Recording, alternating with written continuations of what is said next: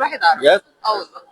لسه مكتشف الموضوع ده امبارح. طيب الحمد عليكم لله. السلام. ازيكم عاملين ايه؟ كل سنه وانتم طيبين. طيب طيب. اسمكم ايه؟ محمود. أهلا بيك. احنا برنامج اسمه وصال، هنسالكم سؤال لو عرفتوه هتكسبوا معانا هديه.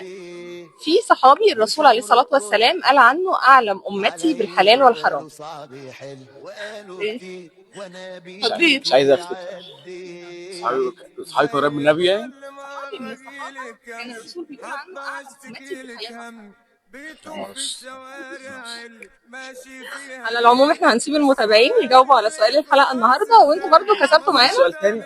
اسالك سؤال تاني؟ طيب كم عدد الانبياء اللي ذكروا في القران الكريم؟ السؤال تاني. في سؤال تاني، يلا بينا. ايه هو اسم سيدنا ابو بكر الحقيقي؟ عبد الله. والله برافو. عبد الله ايه؟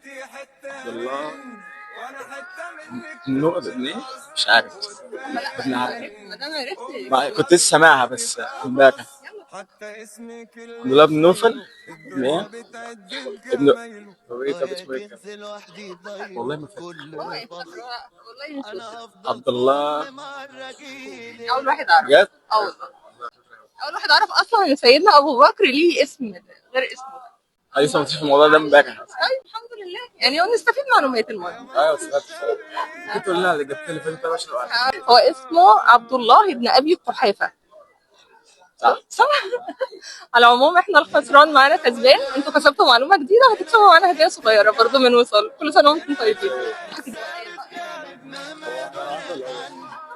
هنا مصر وين؟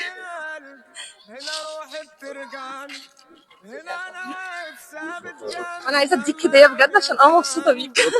بجد شطور والله. وعايزاكم يا شباب يعني ما تسمعوا معلومات، يعني ركزوا معاها والله هتستفادوا. خلاص كل سنه وانتم طيبين. كل سنه وانتم طيبين. اتشرفت بيكم. باي باي.